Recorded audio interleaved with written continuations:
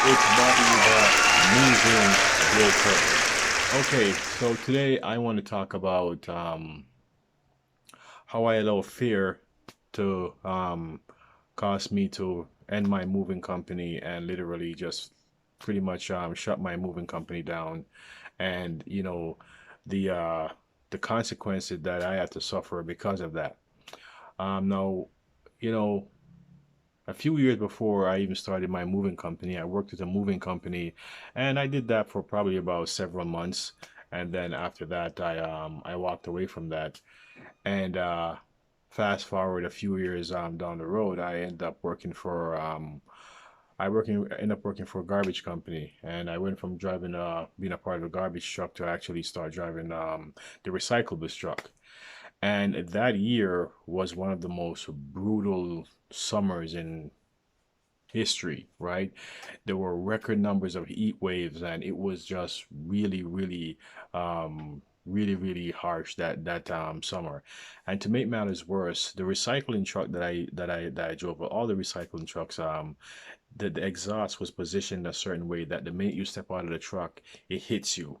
Now picture this, right? You're working, and then every time you step out of the truck, you're getting hit by the heat from the exhaust, and then the sun that was barreling down, and then the heat wave. So I was just getting pretty much hammered every day, just heat waves, heat from the exhaust. The sun was blaring hot. It was just one of the most brutal summers that I can ever imagine. And you know, close to the end of the summer, I think it was in September, I came home from work one day, and I ended up getting this job to a job agency. And I remember coming home that summer, that evening, and I was home, and then the phone rang. And when I answered the phone, it was a girl from the agency, and she was calling me. And she was a young girl. This girl was probably between the age of maybe 17, 19. And she called me, and she was struggling to say something on the phone. I couldn't make out what she was saying. She was all over the place and was saying a whole lot of stuff that didn't make sense. And at some point, as I listened, I started to really listen to what she was saying. At one point, she said something that really gave me an I thought, you know, I thought to figure out what she was saying. And she was saying, "Oh well, you're good, and they like you. You come into work and blah blah blah." But then at the end of the conversation, she said something that really struck me what she was trying to say, and she said, "Oh well, kind of like they don't want you to come back and whatever." And then at that point, I just after I figured out what she was trying to say, I made it easy for her, and I said, "Are they firing me?" And she was like, "Yeah, yeah, yeah." It's like it was a relief because she had probably never done this before, right? And when I said that, "Are they firing me?" She was just like, "Yeah, yeah, yeah. They don't want you to come back." And at that point, after I hung up the phone, I was pissed. You know what I mean? And to think that I was there burning in the summer in the heat, just going through it every day, and then to just have the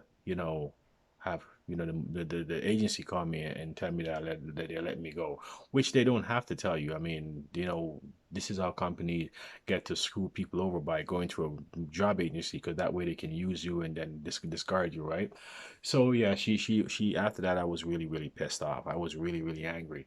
And at that point, I decided that, you know what, screw jobs. I'm not going to work for anybody anymore because, when they're ready, they can just fire you without a moment's notice, right? And then you're up, then you're on your own, right? So that winter, I end up doing snowplow.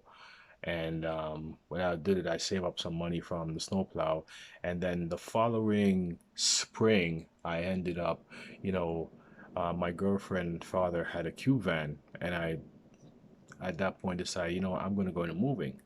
So, she would go on um, Kijiji when Kijiji was free, and she would post, and people were calling me for moves. And what I would do, I would take my stepfather's van, and I go out and do moving, and and it was going well. And what I realized was that sometimes he needed his van to use. So when I couldn't get the van to use, then after time I had to, say, either I push it back until the day that he can, or just had to say I can't do it. And then I realized I was losing a lot of moves.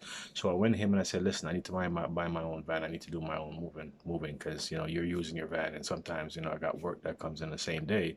So he went out and he found a guy that was having a Q van that he was selling. I think it was 16-foot cube van, had a tailgate in the back, and it was perfect. And man, when I got that van, I bought that van. It was it was the best thing that ever happened. I remember I did a move all the way out in Nova Scotia because we live in Brampton, Ontario, and we live all the way out to Nova Scotia, probably maybe a day and a half, 2 days. It took to get up there, and it was the best thing that ever happened, man.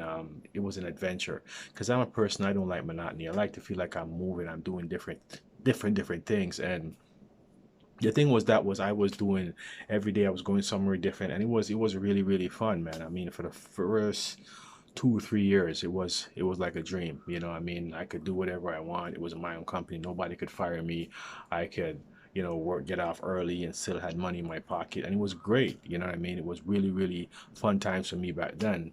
And then I remember I said something, and I think after once I said it, like they say, you put stuff out to the universe, right? And I remember saying that, I don't want to be doing this when I'm 60. I mean, lifting heavy furniture is going up and downstairs. I can't do that. Can't do this forever, kind of thing. And I guess putting that out there was when everything, starting to go sideways.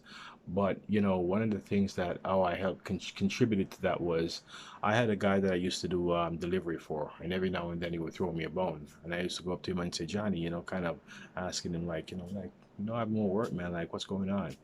And one thing he was saying to me over and over that at that point I didn't understand it. It was in hindsight, when I look back at it, I realized exactly what he was saying. And he always said to me, when I talked to him about getting more work, he was always saying, Bobby, get a bigger truck.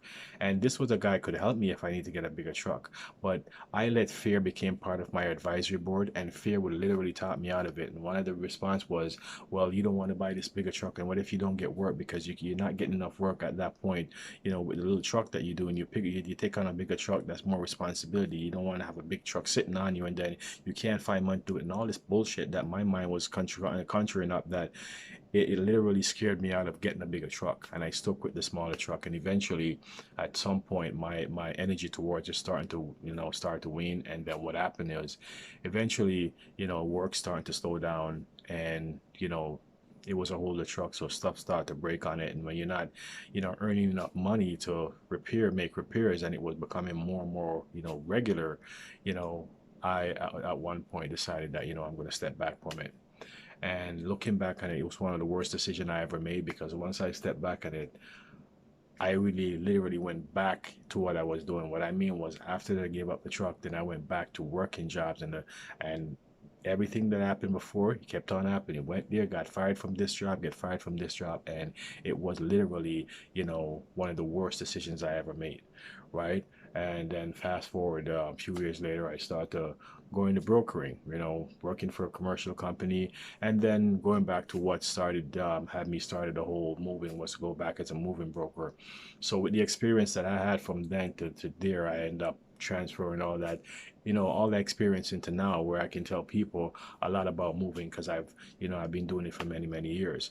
So when you let fear become part of your advisory board, and fear start to tell you what to do, you're it's never going to work. A lot of business fail because of fear. A lot of relationships fall apart because of fear. People don't want to get hurt. People don't want to get taken advantage of. And fear is a lie. I mean, like they say, fake evidence appearing real, and it's really what it is. It never happens. Sometimes you have to sit with yourself before you make a decision. Because if that decision is being fueled by fear, sit with that decision and see how it works. See if that is what you really need to be doing at this time.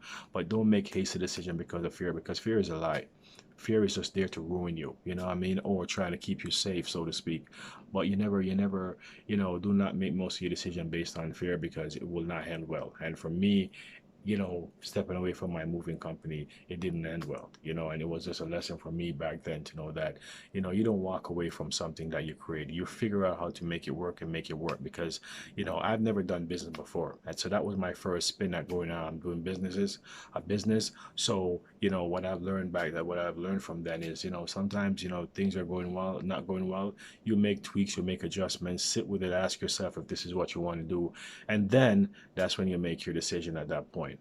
Okay, so that's what I want to see on this video, folks. If you like this video, give me a thumbs up. If you have any questions, any comments, leave it in the comment section below. And if you're looking for a quote, I leave my email address at the bottom there. You can send me a quote, like whatever you want. Just let me know if you want a quote. I can give you a quote right there on the phone, or I can give you a quote in 24 hours or less. Okay, until then, folks, take care of yourself, get started, and let's go.